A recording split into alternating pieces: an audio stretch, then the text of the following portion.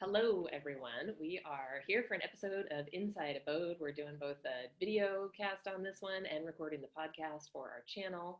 I'm Ann Jones, one of the owners of Windermere Abode, and I'm here with Maia Rice, and we are going to talk about new construction today. If you've never been around new construction, it's a really unique aspect of the real estate business, and although Maia is new-ish to Abode, she spent the past several years working with a very successful team that specializes in new construction. So we want to pick her brain today on some of the ins and outs, maybe answering some of the questions that you've been wondering about in regards to buying a new construction home. So Maia, let's do a quick overview. Tell us where you're from, where you live now, kind of what you like about the Northwest. Why'd you come back to the Northwest after you left? Yes, so we're actually in the Lake Tapps area now, but I grew up in Tacoma and University Place. Spent many years there. We lived in the Bay Area for a little while, but after we had kids, decided I did not want to raise them there, wanted to raise them up here, close to family, mainly was the biggest thing. And so moved back home. And one of the reasons that we ended up in Lake Tapps is just because of the size of the lots and, you know, what we could find at the time. And a reaction to kind of what we lived in the Bay Area, which is, you know, extra close living. And we knew that we wanted something a little different than that. So, well, and that certainly is a timely segue. We were just chatting before we started recording on the fact that we are expecting to see some things change in terms of demand. You know, we've been nothing but density driven as people have been moving to the Northwest, specifically moving down here to the Pierce County area. We expect a continued influx of new residents. Some of them are Bay Area folks who are relocating. Some of them are being priced out of Seattle. That's obviously what we've seen for many years. We are seeing them priced out of other big West Coast cities too.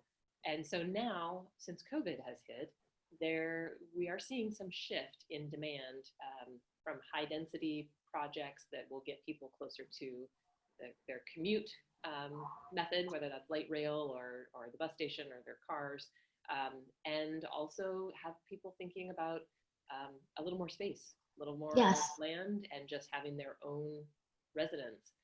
Let's talk a little bit about the transition for renters that we were just kind of digging around in. Yeah, I've read several articles and been part of a few webinars lately where they've been talking about this shift that's going on right now. You know, people keep asking about the real estate market and is it still good? Is it still strong? Well, yeah, it really is. You know, this isn't like the most recent recession, which was a housing recession. This is not anything like that. And something that came out of that recession was that a lot of people got out of homeownership and wanted to rent. Well, that trend has continued ever since. I mean, it has been a trend since that 2008, 2009 timeframe, and until fairly recently, where with all this sheltering in place, people are starting to rethink kind of their space. And if they need to be at home, you know, wanting to have more of that outdoor space that is their own. And so we're really starting to see this shift in people who are renting, wanting to be homeowners, and then homeowners from different perspectives, where they talked about the big urban areas like New York City and San Francisco, where they have seen high-rise apartment and a kind of downtown city, high-density living just plummet because people want to have more space now, and whether that be yard space or just, you know, space from other people so that they have their own. And you're working from home now, you know. I mean, and with so many companies adjusting, the mobility of individuals has changed tremendously. I mean, the ability to do your job from various locations has opened up all of the possibilities. So where you maybe had to choose something that made sense because it was within 90 minutes of your workplace, now you can look, and that's part of what we'll explore today, is you can say, hey, maybe I will go into East Pierce County in a new construction property and have that home I had thought about previously that was off the table. It's pretty interesting actually to see how it's going to sort of reshape, I suspect, like an entire generation of Yes. homeowners.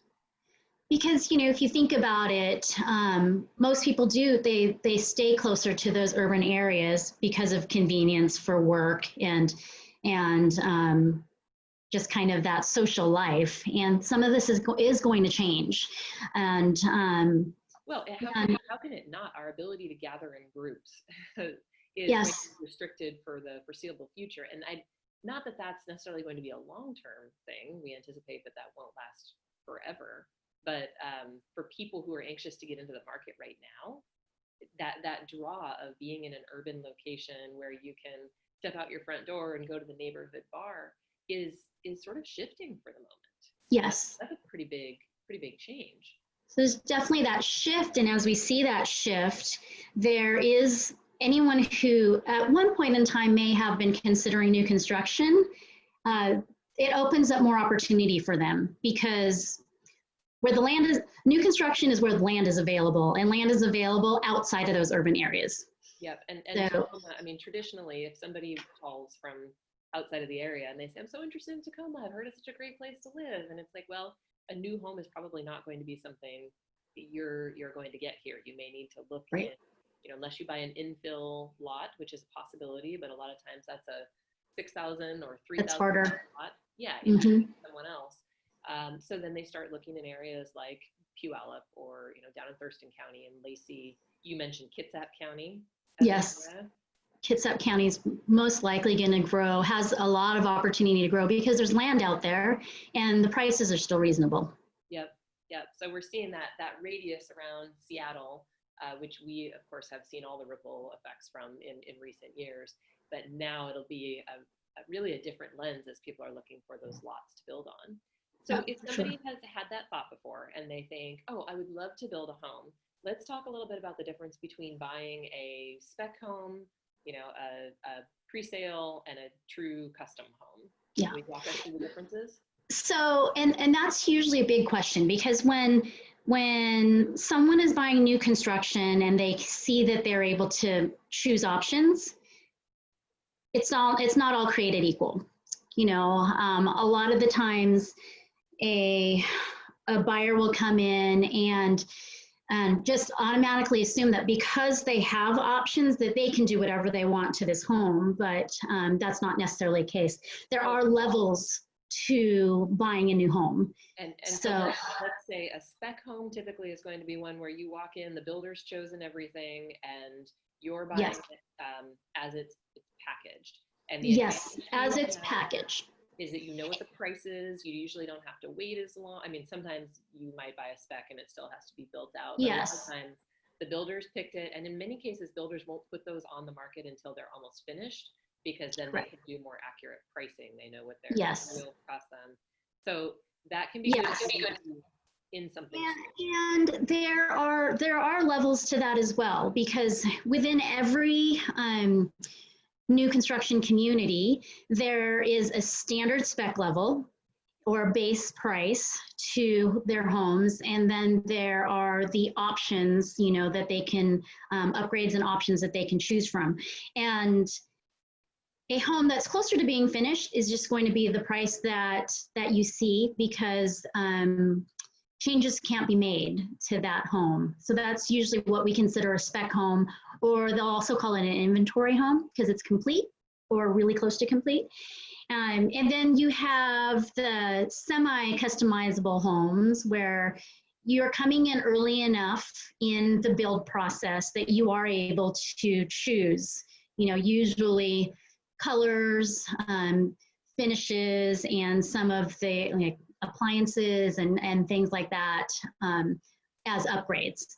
So, but one thing to be cognizant of is that in order to do that, you have to come in fairly early in the process, you know, in the build process, so that you can impact those things because you don't want to stop the process as you're building. Well, and as somebody, so my job before I got into real estate was I was a project manager. My people who know me know my dad's a almost retired home builder after 40 years, and that he and my mom ran their business. And the construction process is so many steps. I mean, managing not only all the decisions, but all of the different subcontractors, all of the permits, then all of your buyers' decisions and wants and needs, and you're juggling all of this, and every delay costs money.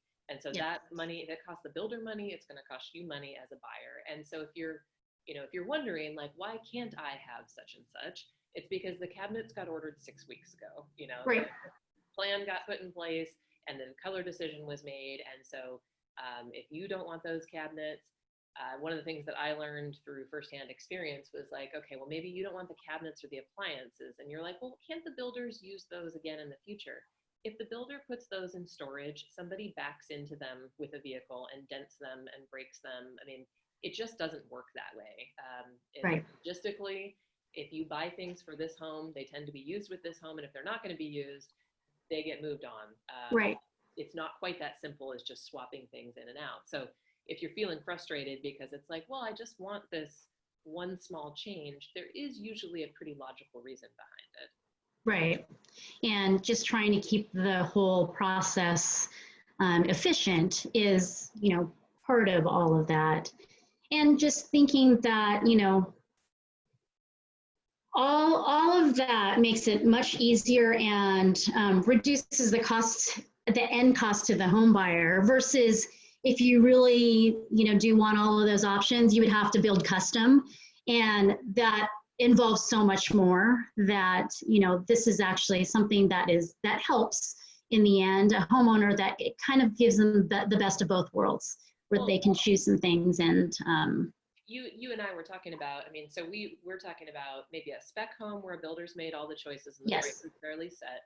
A pre-sale home where, that you get in soon enough that you get to make some choices. You also are going to pay for those choices, and we'll talk about that in just a minute in terms of when you're going to pay for that. And then a custom home, which is a lifestyle choice, we'll just say, because there's Yes. so many decisions. You mentioned a really good point when we were talking about this before about time commitment and availability. So where we're talking about delays in the construction process equal more money for everyone, you were saying, hey, if you're gonna build a home, even a pre-sale home with options, you got to be ready and available to make these choices and go to these design appointments. Would you talk about that a little bit, and then also talk about who finances a custom home and why it's different than a pre-sale home? Yes. So with a pre-sale home,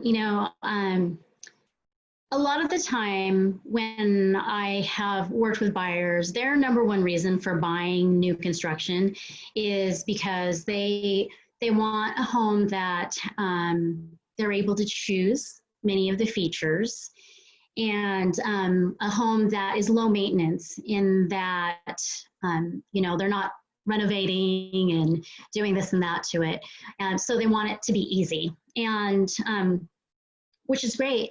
But one of the things that I always communicate with them as they begin the process, with a pre-sale of new construction is, well, you are going to be needed, for all of these decisions that you want to have available to you, to do all of that. So you need a design meeting where you'll meet with the design team and find out what your choices are. You're also going to have to choose, what everything that you want in the house. And if you're anything like me, that's like a kid in the candy store, and it's like, okay, focus. So, keeping those things in mind, and being really cognizant just of your budget, because it's easy to go over budget. Know how much you want to spend on those options, and try to stick to it as closely as you can. And one of those important things to draw out is that, you walk into your design meeting, you're loving everything there. You've got all these great options, and that's awesome. You can pick any tile you want to, but you are going to prepay for it. You're not just going to wrap this into your mortgage. If you are going to change something from the builder's standard selections, which are safe and they know that they can resell and they know how much it cost.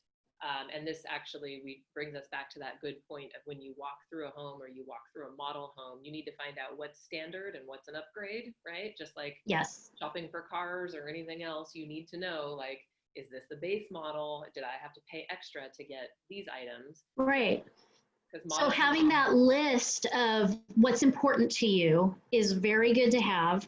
Yeah. And yes, also understanding that even if you've decided, okay, I'm going to choose this standard quartz countertop, I'm good with that because I want to be able to spend some money in another area.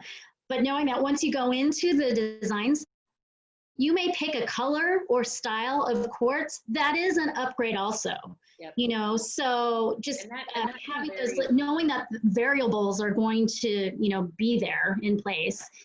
And then, yes, for any part of the upgrades, most builders will require at the least a deposit, an upfront deposit where you need to write a check, you know, and within 3 days or right then, or you're going to have to pay for the upgrades in total. So it's just something to also consider.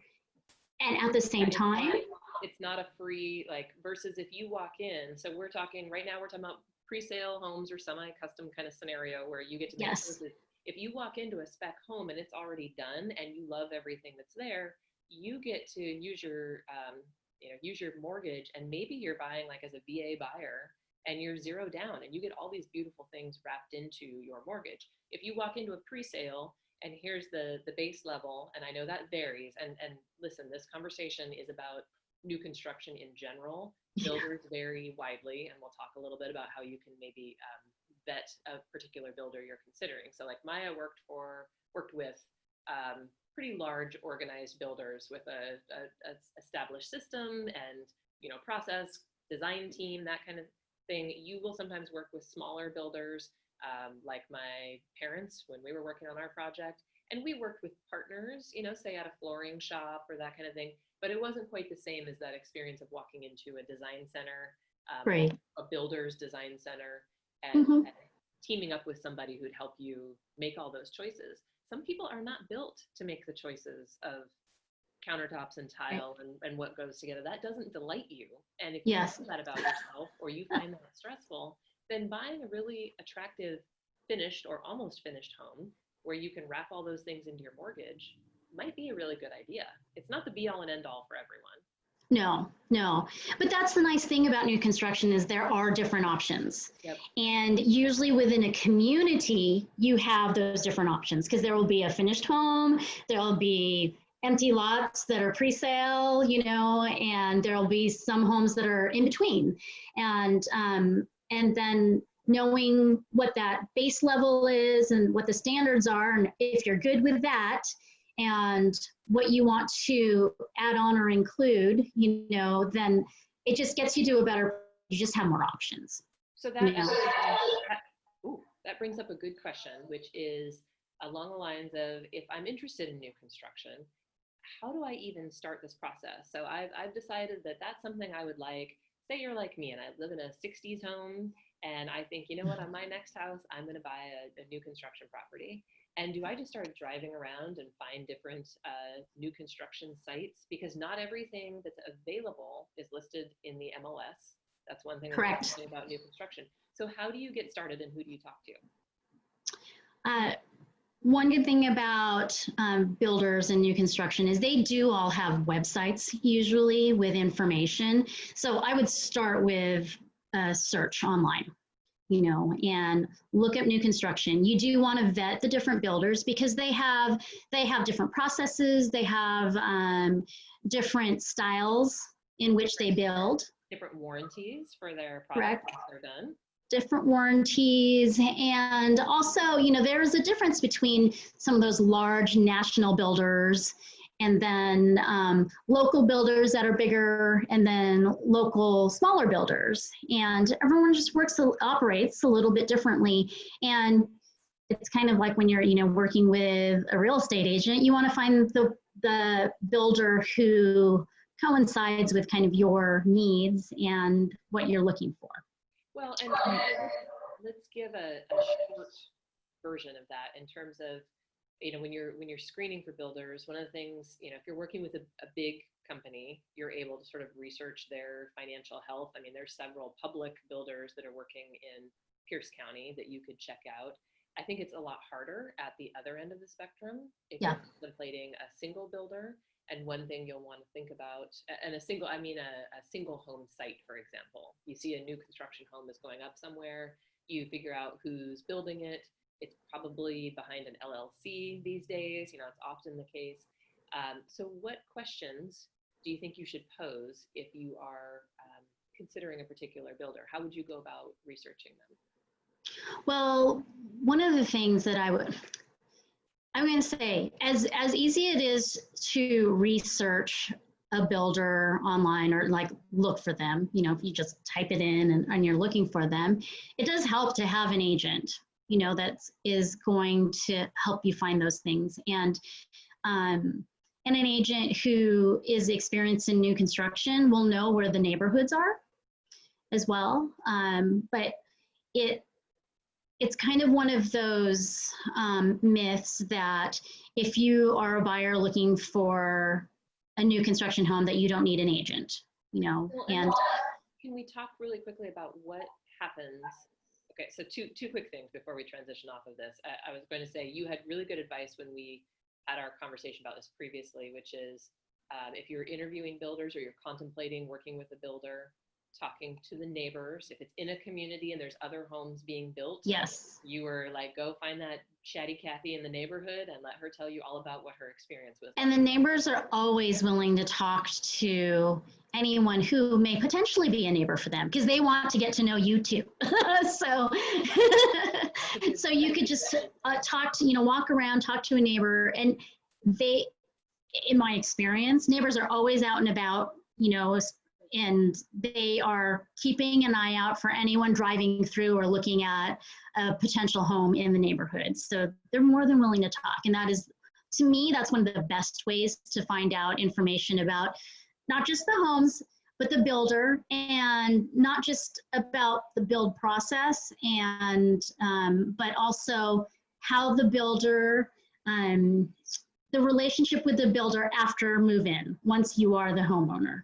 Because that is also very important, you know. And is often kind of lost in the process because you're so excited about getting to choose the tile color that you're not really thinking about what happens after you close. And of course, if you've never owned a new construction home before, you don't know what to anticipate after you close.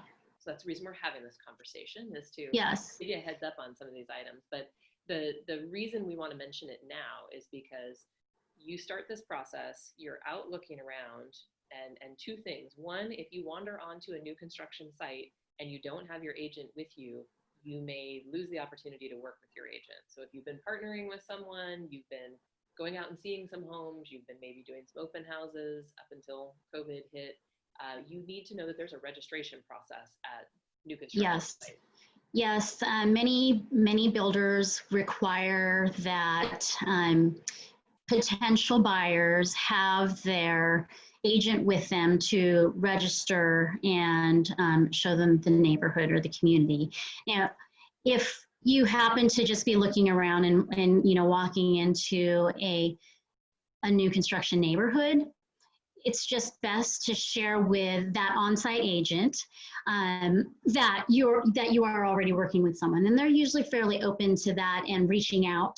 Or they'll tell you, okay, well, we need to have them here with you. So, you know, can you give them a call, see if they can come in or come back with them? And just to explain, you know, most of those neighborhoods, almost all new construction neighborhoods have an on-site agent, and that's the, you know, the builder site agent who knows the processes, knows all the requirements, and you will be working closely with them, but they will be working closely with your agent in, you know, just getting through the process and answering any questions that you have about that particular builder's process. Because I don't think most people intend to do this, but it is definitely a thing where, you know, you're searching, and there's sort of a misconception that either you have to work with the agent who's on site, who, as you said, can be a really good resource. So if you don't have an agent already and you happen to go to the site, there's somebody there who can help you. But most people don't really mean to exclude the agent they've been working with. It's an unintentional thing, and they go to a site and they sign in to register because they're asked to do so. And if you're not explicit about who you're working with, that could keep them out of that conversation and out of that transaction. So it's just a good heads up. Also, it doesn't hurt if you're interested in a particular area or you see that a neighborhood's going in. Your agent can call and do some research. As we mentioned earlier, builders don't always have all of the lots listed. In fact, we should talk about lot premiums. So you drive into a neighborhood, they're building a couple of homes, and you think, okay, well, I don't like any of these. I mean, the next part of that conversation is what else is available. And so your agent might reach out and do a little homework on that. And the builder's representative says, well, that's a cherry lot right there. It's going to cost you an extra $25,000. So talk a little bit about lot premiums and how they work. So builders will oftentimes offer lot premiums on lots that are either larger in size or have a more desirable location within the community. And something that kind of sometimes throws people off because they don't understand, but if you think about it, if it's a larger lot, that lot's going to be more expensive anyway. And so, yes, they do add that because you have the choice of choosing from floor plans and choosing from lots within the community. And,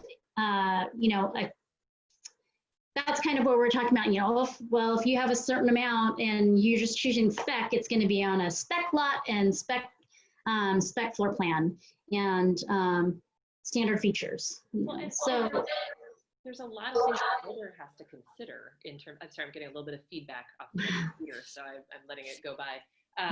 When a builder's looking at a neighborhood, some lots maybe have a grade to them, which means they're going to be daylight basement, and there's other things involved if they haven't pulled permits yet, or maybe they have, and so they can't put the house that you want on a certain lot because in order to meet a production schedule, they had to file for those permits 6 months ago. There's so much on the backside that the consumer doesn't usually see. And I think starting, just like all things in real estate, starting this education and orientation process sooner is always a good thing, because it's like, if you want to build a certain house in a certain location, or you're looking for, maybe you want a rambler, you may need to look at a variety of neighborhoods and find the right floor plan and find a builder who can do that for you. But nothing happens overnight in new construction. No. And I think an easy way to kind of visualize when we talk about a lot premium, it's easier to think about it from the standpoint of, if there's a neighborhood where, some of the homes and lots have views where others don't, well, everyone knows that a view home usually within the same neighborhood is going to cost more than a non-view home. And so that encompasses the lot price as well. So that's part of it. And another piece that they should think about is not all floor plans, not all homes will fit on all lots. And you brought up, for example, ramblers. A rambler, in order to get more square footage on a rambler, you need a larger footprint. And so that equals usually a larger lot and a wider lot. And ramblers are not efficient for a builder. They're expensive to build. You're putting in a foundation and you're building a single level instead of that foundation and then stack 2 stories on top of it, which has some inherent efficiencies. So the price per foot on a rambler and price per foot on a traditional 2-story are 2 completely different things. It's not like. Yeah. And a rambler, at, let's just say 2,000 square feet would be 50 feet wide and need that much larger of a lot. But if you want to create a 2-story, build a 2-story, that's 2,000 square feet. It only needs to be half as wide if you're thinking about it, because you're doubling the square footage of a house with the other story. So there is always that consideration to think about. And I think that's an important thing about ramblers, that because as more people actually look for them, but they don't understand why they're so much more expensive per square foot than a 2-story.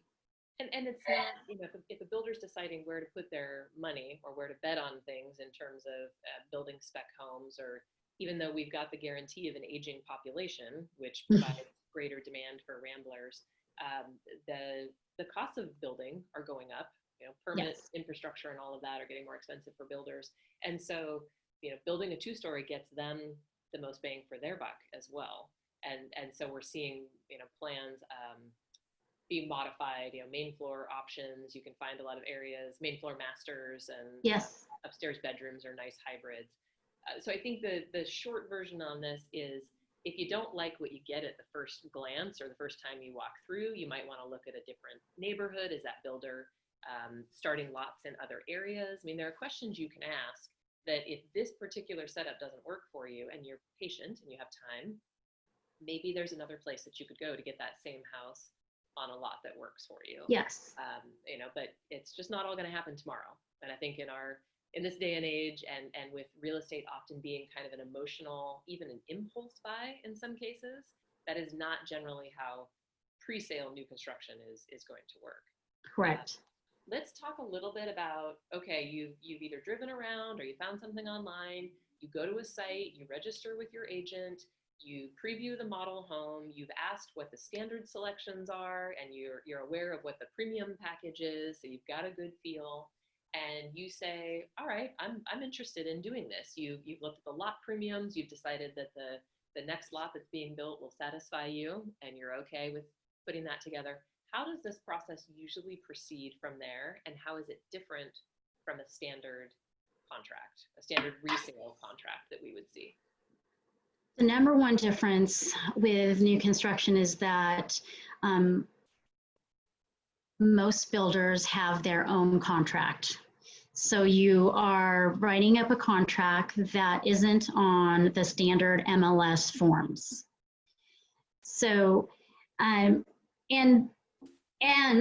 they supersede the MLS forms in that case.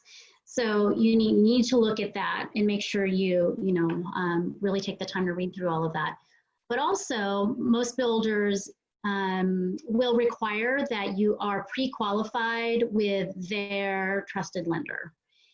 And that's one of the big things that comes up, with buyers, especially buyers today, because most of them are pre-approved with their own lender and this and that. The number one thing to know is that you don't have to use that lender, the builder's lender, although they will require that you are pre-qualified with them.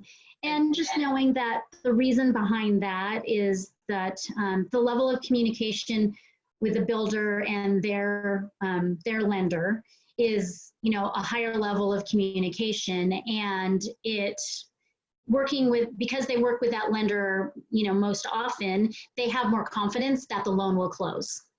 And to be fair, you're going to walk into a site, you're going to say, I'm interested in this home. They usually will take some initial information. You kind of write like an outline of an offer, right? Key points, and they put it into their contract. It's often how it works with a lot of developers. They'll send back a contract to you.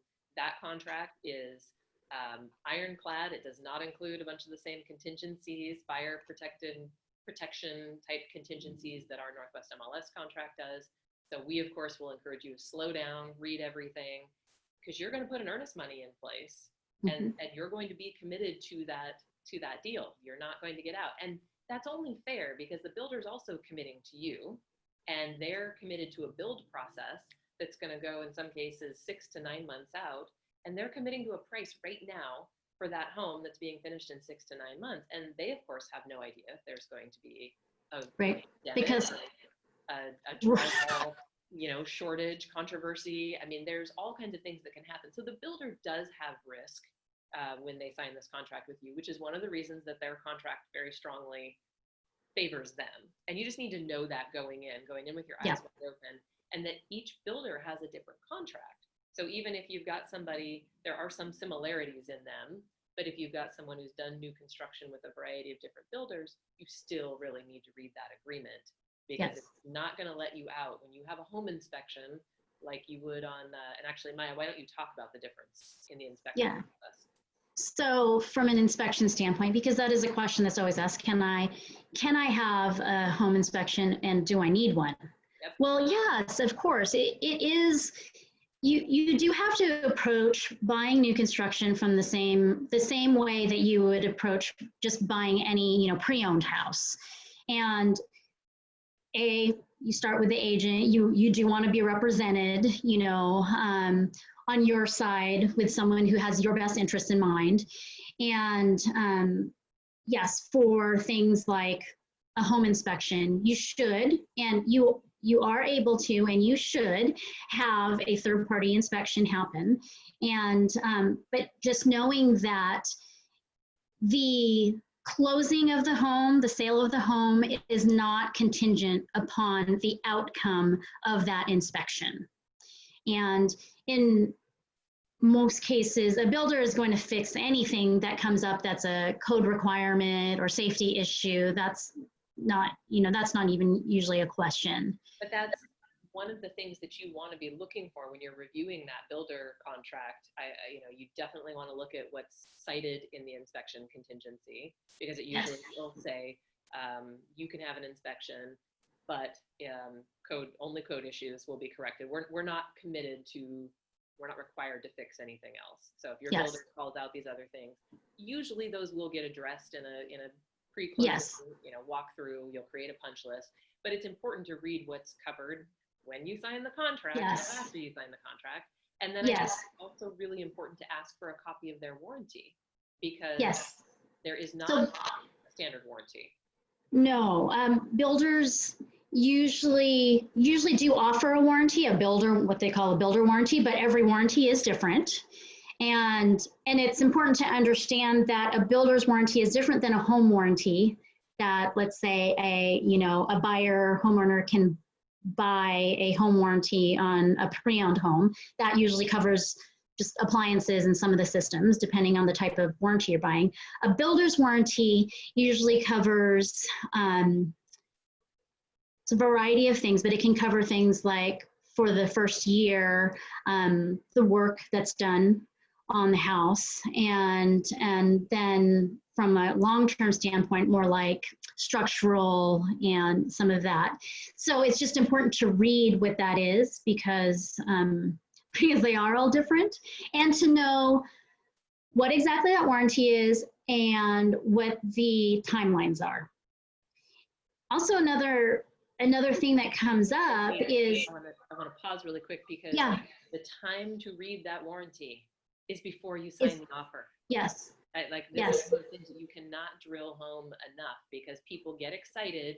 They walked in, they realize they're going to get to pick the tile and the counters, and it is so thrilling, and everything's going to come together, and it is really easy. I saw one of the contracts that came through the office recently, and everything got sent out via DocuSign directly to the buyer. So not from their agent to the buyer, but from the builder to the buyer. And in that moment, my conversation with our agent was, you have to throw your body between your client and that DocuSign, because they really have to understand what they're signing before they just click through. There's a tendency to sign stuff. And if you have questions about the warranty, now is the time to ask them. So it should be the inspection, it should be the warranty. And one of the things also with the warranty is, so what I was going to say is timing, because the builders who do offer, let's just say, a 1-year workmanship warranty, where they will fix some of the cosmetic issues, like a nail pop, if a nail's coming, popping out of a wall because of normal house settling, they'll come in and fix things like that. But you as the homeowner have to keep track of that expiration date, so the date that you purchased the home, and submit your warranty claims prior to that in order for it to remain valid. A second thing that I run into a lot is there are some people who think, okay, well, I want to do this. It's too expensive on the front end. We're just going to take care of it afterward. Well, depending on what you're talking about, you could void a warranty. So making sure that you're aware of those things, like, oh, I just want to add a sink to my, laundry room. There's not one that's available, and we'll do it later. Well, you have to understand how that's impacted. So take a look at that and read through all of that. It is important for the warranties. And then the other, something that I actually ran into recently was, well, there isn't a clause here about an appraisal, and what if it doesn't appraise at the price? So that's part of the reasoning behind that is, especially if it's with new construction and you have the option to choose upgrades. One of the things when I'm working with buyers is I always tell them, okay, even if you have all the money in the world to buy these upgrades, you have to think about the fact that your house needs to appraise, and adding too many and not the correct upgrades could possibly put you in a difficult position. And with builder contracts, in most cases, you need to come up with the difference if you don't appraise. Part of the reason also for that is, and one of the advantages of working with a preferred or builder lender is that house is usually going to appraise if you're working with the lender, because they have worked, they've worked through all of the homes in that community and they understand all of those values, and their appraisers understand that as well.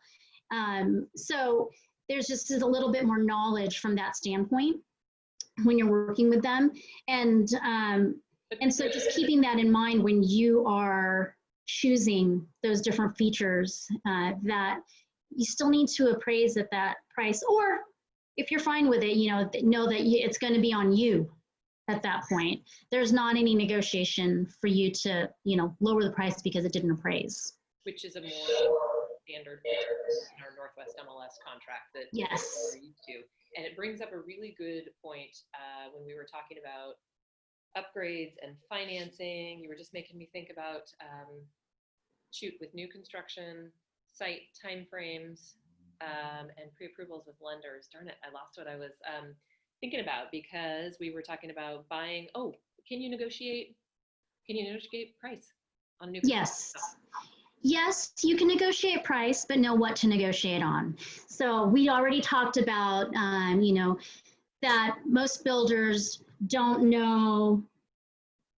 Most costs to build a house are constantly fluctuating. And within this market, for, over the last 10 years, they've constantly gone up. And so most builders are actually fairly reluctant to drop the price, especially on a pre-sale home, because they need to keep up the value for their current homeowners as well as the neighborhood, within the neighborhood. And it's just good to, that's something that once you buy into that neighborhood and that community, is going to be really important for you as well, that the values stay where they are or increase over time. So that's really the number one reason that a builder won't necessarily negotiate on the price. However, they're usually will negotiate on upgrades and things like credit costs or closing costs. Yep. Credits on closing costs. And so those upgrades and those options, and that can be anything from features, like if you want hardwood floors or, quartz or granite over whatever type of tile countertops, as well as maybe landscaping or a fence. Yep. Some of those things that you would have had to maybe purchase, after moving in. So blinds are always a big thing as well. So just knowing that, yes, you can negotiate, but just doing it in the right area to get, so that you actually, get something out of it. Because if you're just going to do it on price, it's not necessarily, you won't necessarily get it. However, one of the areas to consider if you do want to negotiate on price is on a finished home, because the builder knows the cost of that home already. And if the home is already complete, they more likely than not want to just sell it. So that's another area where you have a little more leverage if you want to negotiate on price. Well, if you walk into a neighborhood of 50 homes, the position you have as a buyer, if they're on home 5 versus on home 45, is very different. And it's so different. to draw out Maya's point on the appraisal, the reason that matters is lot 5, when they're selling that home, they've got to either raise the price. Sometimes you're on the way up and you're trying to get prices up in a neighborhood. I've been in that situation before where you had to build your value. Maybe you're in a new area that doesn't have any comparable sales around it, and you've got to kind of create the values there. And you've got to maintain them then over the next 40 homes while you're building. But hey, if it's lot 45 out of 50, you may have some opportunities in there. And Maya's point about negotiating over fence or upgraded appliances, or maybe you want the jetted tub instead of just the soaking tub, is that those things don't change the baseline price. They're built in. You're getting to often finance those upgrades. So you're not necessarily paying for all of them at once, although a builder may collect all or a portion of them if you want those upgrades. But they're rolled into your loan, and so they don't impact the published sales price on it. So if you haven't gone through this process before, or you haven't bought a home before, it's that can be a little bit confusing. But that is all packaged in with the price. So there's some opportunities there if you do want to negotiate. I think a lot of it is about asking questions, right? Gathering information, doing your homework, ask for referrals, ask who people have worked with, ask about happy customers and that kind of thing. Do a little homework on the builder you're going to work with. That's, you're married to this product that they've built for a good period of time after you purchase it. And you and I also talked about the misnomer, I know we need to wrap this up, about new homes being perfect. Right. I've had a laugh about this before that, obviously sometimes people who have had older homes, these great vintage homes that are high maintenance for a variety of reasons, they want to buy a new construction home. And it's true that there are certain things, like if you have hardy plank siding, you're not going to paint it as often, you're not going to deal with, pests eating it, but there are inherent imperfections in buying a new home. No home is going to be absolutely perfect. How do you counsel people about that? Well, you just have to remember that it's humans that are building this home, and to build it, there will be interaction with the home. So there are some things that, there may be scuffs on the wall or this and that, and things like that. They will fix and touch up. But just remembering that there is what I call, a consumer standard of what a home should look like. And there are definitely going to be some little things and as soon as you move in, there's going to be more, because if there's no way that you can move into a home perfectly and not, rub up against something. And so just the fact that you're going to be living in it, those types of things are going to happen. And knowing that walking in, because most builders will have you do a final walkthrough, to walk through the home to make sure it's to introduce you and let you know where everything is, about all the systems and all of that in the home. And then also so that you can walk through and make sure that if anything came up in the inspection, that those things have been taken care of, anything that's been agreed to, and just knowing that, it's still a new home, it's beautiful, and there will be some little things that will come up.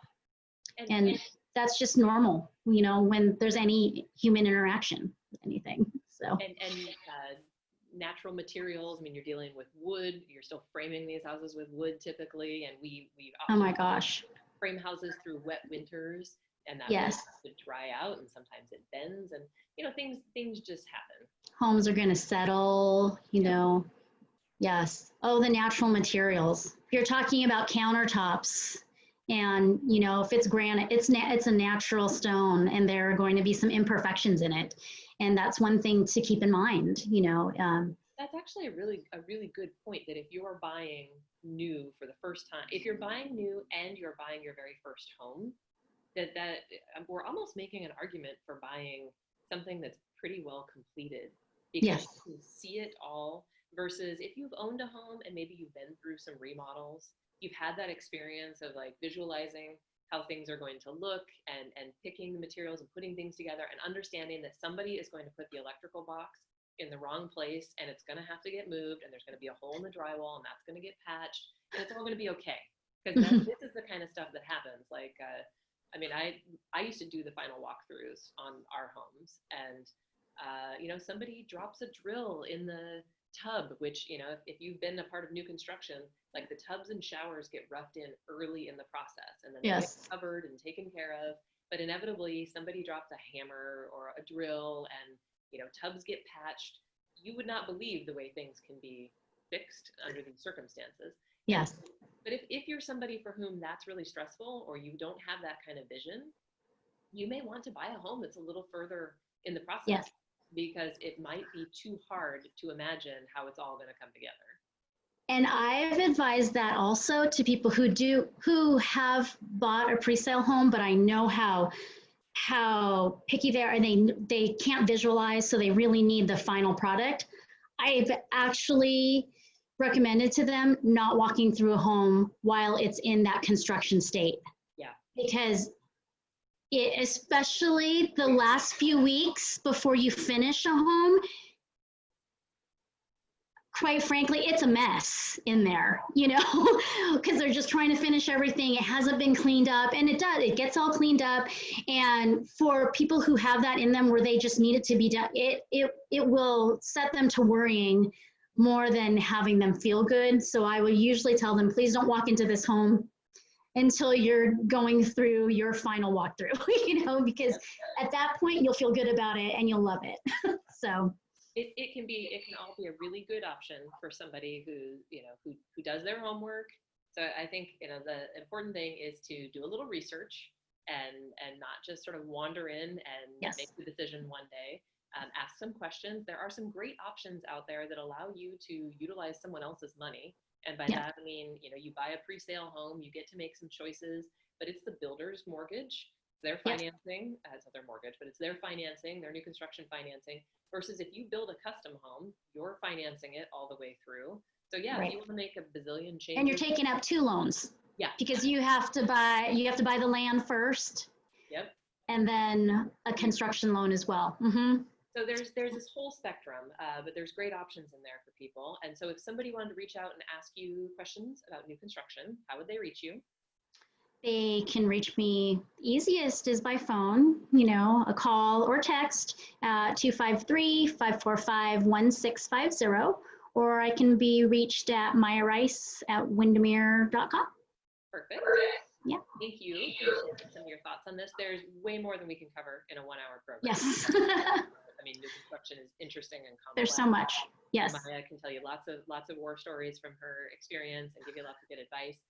If you have enjoyed this and you want to learn more about buying or selling a home or living here in the Pierce County area, please consider subscribing or sharing this podcast with somebody who you think would benefit from it.